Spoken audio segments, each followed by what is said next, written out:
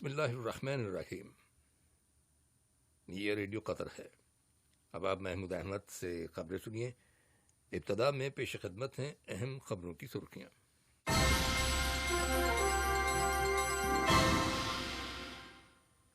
آج صبح وزیر اعظم و وزیر داخلہ کی صدارت میں ویڈیو کانفرنس کے ذریعے قطر کی کابینہ کا ہفتہ روزہ باقاعدہ اجلاس منعقد ہوا۔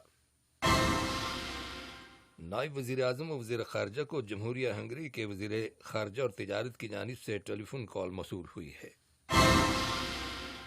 قطر نے یمن کے وزیر اعظم کی یمن کی جنگ میں قطر کے مبینہ طور پر ملوث ہونے کے بیان کی سختی سے تردید کی ہے۔ اور وزارت صحت نے اعلان کیا ہے کہ ملک کے اندر گزشتہ 24 گھنٹوں کے دوران کرونا وائرس کے مزید 450 مریض صحت یاب ہو جانے کے بعد شفا پانے والے افراد کی مجموعی تعداد 1,04,641 ہو گئی ہے۔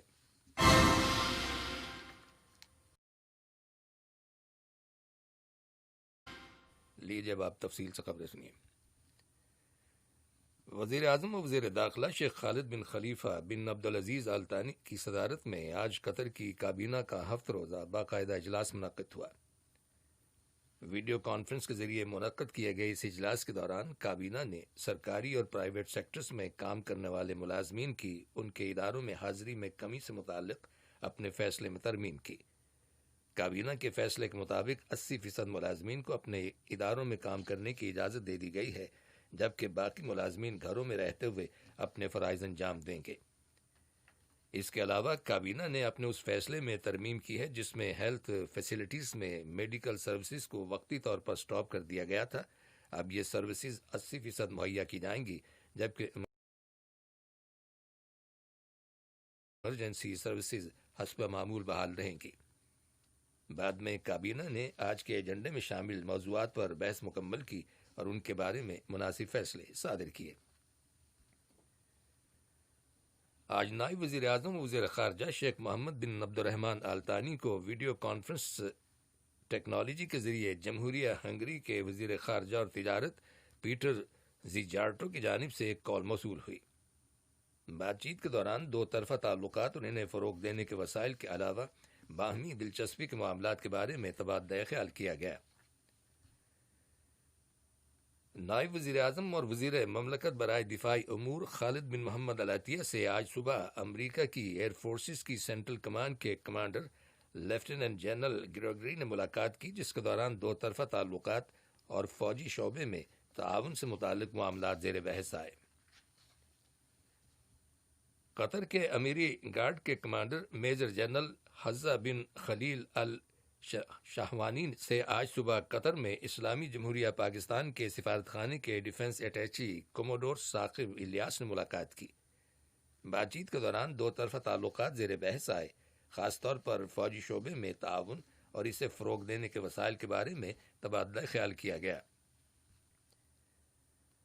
آج وزیر مملکت برائے ایندھن سعد بن شرید آل کعبی سے ویڈیو کانفرنس ٹیکنالوجی کے ذریعے ہنگری کے وزیر خارجہ اور تجارت پیٹر زیجارٹو نے بات چیت کی، جس میں دونوں ملکوں کے تعلقات اور ایندھن کے شعبے میں مشترکہ دلچسپی کے معاملات زیر بحث آئے۔ وزارت خارجہ نے یمن کی جنگ میں قطر کے ملوث ہونے کی خبر پر انتہائی حیرت کا اظہار کیا ہے اور اس غلط اور بے بنیاد الزام کی سختی سے تردید کرتے ہوئے اسے یکسر ریجیکٹ کر دیا ہے۔ یمن کے وزیر اعظم نے الزام عائد کیا ہے کہ حکومت قطر مبینہ طور پر یمن میں حوثی تحریک کی حمایت کرتی ہے اور اسے امداد فراہم کر رہی ہے۔ معاون وزیر خارجہ اور وزارت خارجہ کی ترجمان لولو الخاطر نے کہا ہے کہ قطر میں کرونا وائرس کی وبا کا پیک ٹائم گزر گیا ہے۔ امریکی فورن پالیسی میگزین کے زیر انتظام ویڈیو کانفرنس کے ذریعے منعقد کیے گئے ایک سمپوزیم میں تقریر کرتے ہوئے معاون وزیر خارجہ نے کہا کہ قطر کے اندر کرونا وائرس سے متاثرہ افراد کی تعداد میں بتدریج کمی واقع ہو رہی ہے۔ مذکورہ سمپوزیم کا عنوان تھا عالمی بحالی میں خواتین کی قیادت کا کردار۔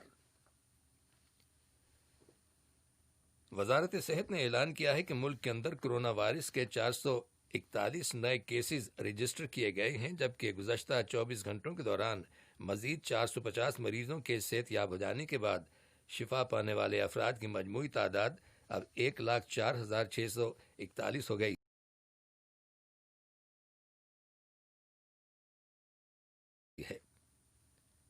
وزارت نے اسی دوران میں 3 افراد کے کرونا وائرس کی وجہ سے انتقال کر جانے کی بھی تصدیق کی ہے۔ عالمی سطح پر کرونا وائرس سے متاثرہ افراد کی تعداد اب 15 ملین کے قریب ہو چکی ہے، جن میں سے تقریباً 8.5 ملین لوگ صحت یاب ہو گئے ہیں، جبکہ 6,16,000 افراد انتقال کر گئے ہیں۔ دریں امریکہ کے صدر ڈونلڈ ٹرمپ نے وائٹ ہاؤس میں ایک پریس کانفرنس کے دوران انکشاف کیا ہے کہ کرونا وائرس کی صورتحال بہتر ہونے سے پہلے غالباً اس میں مزید خرابی پیدا ہوگی۔ ان کا کہنا ہے کہ ملک کے اندر بعض علاقوں میں کرونا وائرس سے متعلق حالات بہت بہتر بھی ہیں اور کم بہتر بھی، اور یہ صورتحال پوری دنیا میں ہے۔ میکسیکو میں قطر کے سفارتخانے نے میڈیکل ایڈ کی شپمنٹ میکسیکو کی حکومت کے حوالے کر دی ہے۔ اس شپمنٹ میں حفاظتی میڈیکل ایکوپمنٹ اور سپلائز شامل ہیں، جن کی مجموعی مالیت $2 لاکھ ہے۔ یہ میڈیکل شپمنٹ جو قطر چیریٹی کی سرپرستی میں فراہم کی گئی ہے، میکسیکو کے خارجہ امور کے سیکریٹری کے حوالے کی گئی۔ اس موقع پر میکسیکو کے خارجہ امور کے سیکریٹری مارسیلو ایبرارڈ اور میکسیکو میں قطر کے سفیر محمد بن جاسم الکواری بھی موجود تھے۔ مارسیلو ایبرارڈ نے کرونا وائرس کی وبا کے ان حالات میں میکسیکو کی امداد کرنے پر قطر کہ اس طبی امداد کی فراہمی کا مقصد میکسیکو کے صحت کے شعبے کی سپورٹ میں اضافہ کرنا ہے، جو اس وقت کرونا وائرس کی وبا سے متاثر ہے۔ یہ خبریں ریڈیو قطر سے نشر کی جا رہی ہیں۔ ترکی کے صدارتی ترجمان ابراہیم کالن نے کہا ہے کہ ترکی لیبیا کی تقسیم کی شدید مخالفت کرتا ہے۔ CNN ٹیلی ویژن چینل کو دیے گئے انٹرویو میں انہوں نے کہا کہ ترکی کی حکومت لیبیا کی اقوام متحدہ سے تسلیم شدہ حکومت کی حمایت برابر جاری رکھے گی۔ دریں اثنا امریکی وائٹ ہاؤس نے ایک بیان میں کہا ہے کہ صدر ڈونلڈ ٹرمپ اور ابوظہبی کے ولی عہد شیخ محمد بن زائد ال نہیان نے علاقائی اور سیکیورٹی کے معاملات کے بارے میں تبادلہ خیال کیا ہے۔ ان معاملات میں لیبیا میں غیر ملکی فورسز کی واپسی پر عمل کرتے ہوئے لیبیا میں جنگ بندی کے بارے میں بھی غور کیا گیا۔ کابل سے ملنے والی رپورٹس کے مطابق افغانستان کے مختلف حصوں میں سرکاری فوج اور طالبان جنگجوؤں کے مابین مسلسل جھڑپیں جاری ہیں۔ تازہ ترین جھڑپیں جنوبی صوبے قندھار اور زابل میں ہوئیں، جن کے دوران وزارت دفاع کے مطابق کم از کم 50 طالبان جنگجوؤں کے مارے جانے کی خبر ملی ہے۔ ادھر طالبان کا کہنا ہے کہ ان کے ایک خودکش بمبار نے فوج کی ایک گاڑی کو دھماکے سے اڑا دیا، جس کے نتیجے میں 50 کے قریب فوجی ہلاک اور زخمی ہو جانے کا دعویٰ کیا گیا ہے۔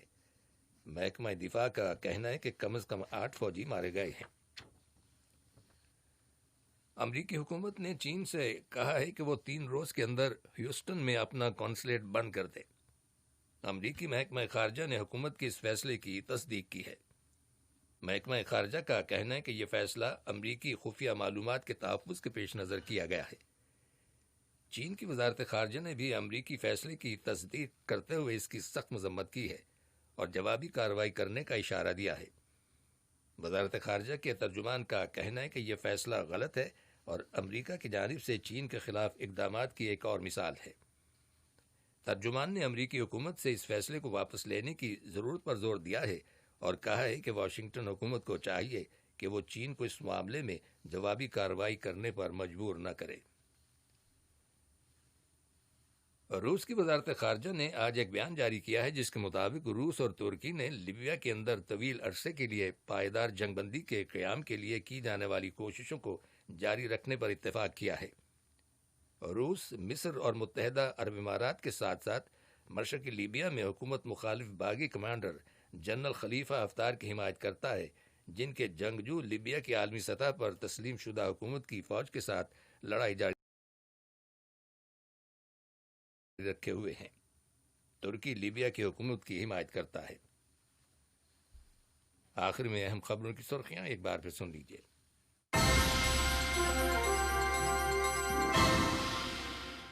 آج صبح وزیر اعظم اور وزیر داخلہ کی صدارت میں ویڈیو کانفرنس کے ذریعے قطر کی کابینہ کا ہفتہ روزہ باقاعدہ اجلاس منعقد ہوا۔